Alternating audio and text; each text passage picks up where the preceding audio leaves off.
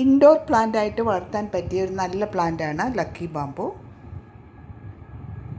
Lucky ബാംബുവിൻ്റെ കെയറും wax ഉപയോഗിച്ചുള്ള പ്രൊപ്പഗേഷനുമാണ് ഈ വീഡിയോയിൽ കാണിക്കുന്നത്. ഞാൻ സാൻഡി ജോർജ്. എല്ലാവർക്കും എൻ്റെ ചാനലിലേക്ക് സ്വാഗതം. നമ്മുടെ നാട്ടിൽ വളരെ പോപ്പുലർ ആയിട്ടുള്ള ഒരു പ്ലാന്റാണ് ലക്കി ബാംബു.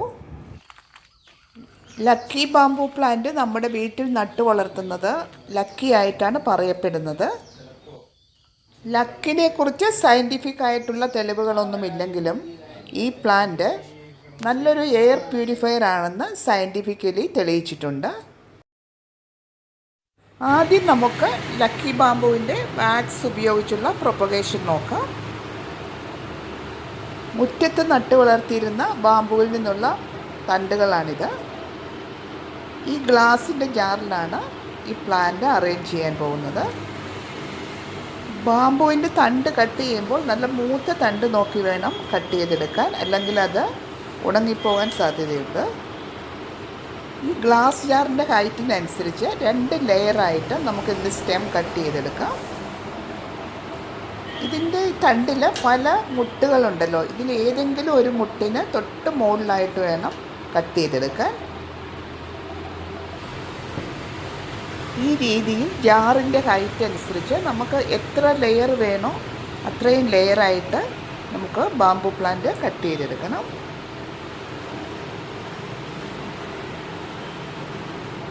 ലക്കി ബാംബുവിൻ്റെ കെയറിനെ കുറിച്ച് പറയുകയാണെങ്കിൽ, ഒരു പ്ലാന്റിൽ ഉണങ്ങിയ ഇലകളോ ഉണങ്ങിയ തണ്ടുകളോ എന്തെങ്കിലും ഉണ്ടെങ്കിൽ നമ്മളത് പെട്ടെന്ന് തന്നെ മാറ്റി കൊടുക്കണം.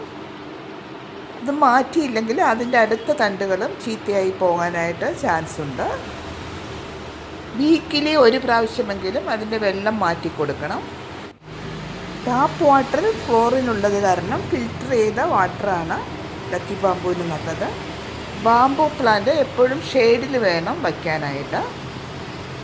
നമ്മുടെ വീട്ടിലെ എയർ ക്വാളിറ്റി ബെറ്റർ ആക്കാനായിട്ട് ലക്കി ബാംബു പ്ലാന്റ് ഒത്തിരി സഹായിക്കുന്നുണ്ട്. വളരെ പോപ്പുലറായിട്ടുള്ള ഒരു ഇൻഡോർ പ്ലാന്റായ ലക്കി ബാംബു നമ്മുടെ വീട്ടിൽ പോസിറ്റീവ് എനർജി കൊണ്ടുവരാനായിട്ട് സഹായിക്കുന്നു. നമ്മുടെ വീടിൻ്റെ കിഴക്ക് ഭാഗത്താണ് ഈ പ്ലാന്റ് വെക്കേണ്ടത്. ലിക്വിഡ് ഫെർട്ടിലൈസറായ NPK 10:10:10 എന്ന റേഷ്യോയിലാണ് ലക്കി ബാംബുവിന് ബെസ്റ്റ്. ബാക്ടീരിയൽ ഗ്രോത്ത് പ്രിവെൻറ്റ് ചെയ്യാനായിട്ട് ഇതിൻ്റെ വെള്ളം ആഴ്ചയിൽ ഒരിക്കലെങ്കിലും മാറ്റി കൊടുക്കണം. ഈ പ്ലാന്റ് ഡയറക്റ്റായിട്ട് മണ്ണിലേക്ക് വെച്ച് നമുക്ക് പ്രൊപ്പഗേറ്റ് ചെയ്യാവുന്നതാണ്. ഇതിൽ കൂടുതലും ബ്രാഞ്ചസ് വരാൻ വേണ്ടി അതിൻ്റെ മേലത്തെ ഭാഗം കട്ട് ചെയ്ത് കൊടുത്താൽ മതി.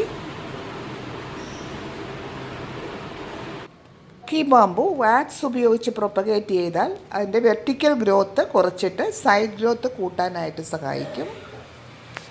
സാധാരണയായി നമ്മൾ ഉപയോഗിക്കുന്ന ഒരു മെഴുകുതിരി ഒന്ന് ഉരുക്കിയെടുക്കുക. നമ്മൾ വെള്ളത്തിൽ വയ്ക്കാത്ത ഭാഗമാണ് വാക്സിൽ മുക്കിയെടുക്കേണ്ടത്.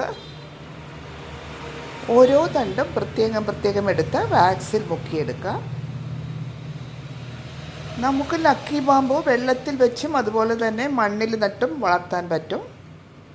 മണ്ണിൽ വെച്ചാൽ മണ്ണിലുള്ള ന്യൂട്രിയൻസ് കാരണം കുറച്ച് വളർച്ച ഫാസ്റ്റായിരിക്കും.